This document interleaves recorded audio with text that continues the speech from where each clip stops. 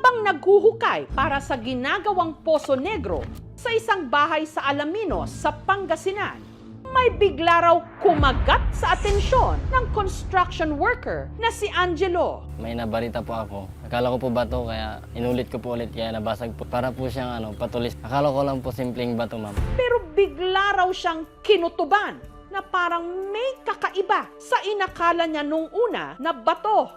Binalikan ko pong kunin. May nakita po kasi akong parang lagari niya, parang design.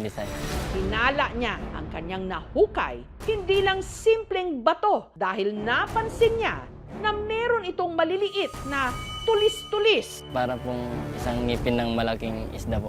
First time ko lang po makakita nun. Sasakmalin kaya ng swerte ang isang construction worker mula Pangasinan na naniniwalang ang nahukay niyang ngipin sa sinaunang klase ng pating?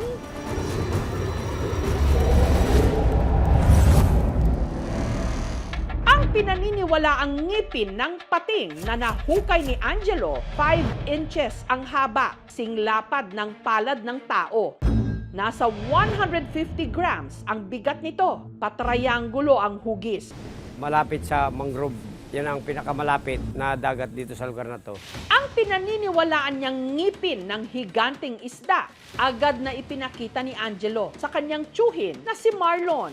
Girl, tignan mo to, baka may balo yan. Parang bato lang talaga siya nun, ma'am. Kasi yun lang pinagkaiba nun, ma'am. May parang laga-lagari siya dun sa gilid.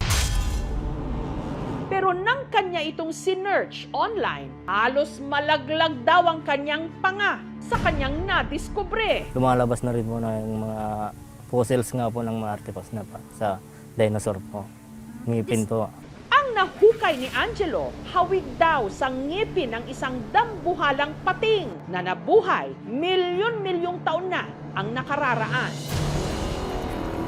Ito ang Megalodon. Ang Megalodon, pinakamalaking prehistoric shark. Ang haba nito, maaaring umabot ng mahigit 20 meters. Halos singhaba ng bus. Ang ngipin ng mga Megalodon, ang ilan sa pinakamalaking ngipin na natagpuan mula sa anumang uri ng pating. Ang Megalodon shark teeth ay pwedeng umabot ng around 18.7 centimeters. Comparably doon sa great white shark na inaabot lang ng 7.6 centimeters yung pinakamalalaki. Napangiti naman si Angelo dahil ang kanya raw nahukay, hawig sa mga nakita niyang litrato ng ngipin ng Megalodon online. Natuwa po ako, ma'am. Pagka sabi po ng tito ko, ma'am, tinago ko po talaga. Dito po siya tinago, ma'am, sa may aparador po namin. Sa may ilalim po ng damitan po. Binalot ko po siya ng puting tela, ma'am. Nitong 2020, kumpirmadong ngipin din ng Megalodon ang nahukay sa Maribohok sa Bohol. Nasa kustodiya ito ngayon ng National Museum Bohol. Umaasa si Angelo na lehitimong ngipin din ng Megalodon shark ang kanyang nahukay, lalo't ang kanilang bayan malapit sa baybaying bahagi ng Pangasinan, lalo na sa Lingayen Gulf. Kung sakali po siguro, ma'am, at may value po, bibenta na lang po siguro, ma'am, para makatulong din po sa pamilya. Makakabayad din po sa mga utang kung sakali po. Ang birthday na lang po ng anak ko, pangahanda po. Pambili na rin po ng mga pangangailangan sa araw-araw.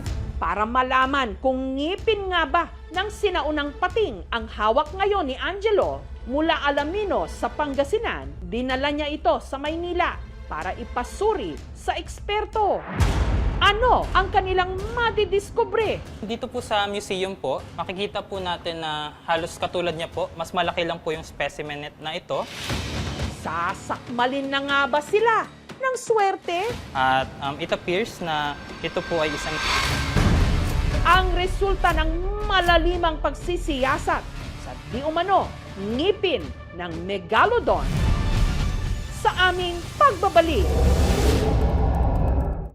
Sa hinuhukay na Poso Negro sa Pangasinan, may nadiskubre ang construction worker na si Angelo. Ang inakala niya, simpleng bato, posible raw palang ngipin ng pinakamalaking prehistoric shark sa kasaysayan, ang Megalodon shark.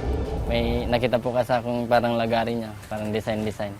Para makumpirma kung tama ang kanilang hinala, sinamahan ng aming team sina Angelo sa Maynila para ipasuri ito sa isang geologist.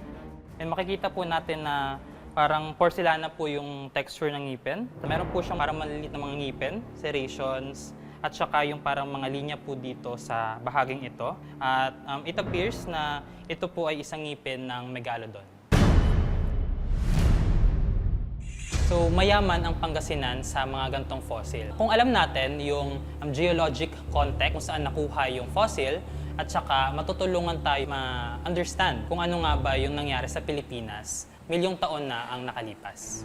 Gayong tama ang hinala ni na Angelo, meron ba itong halaga? Dito sa bansa natin, dinidiscourage natin na bigyan sila ng monetary value para pangalagaan na rin na mapreserba sila. Kasi once na binigyan mo sila ng monetary value, pagkakaguluhan yan, ubusin talaga yan. Okay lang. Okay lang po.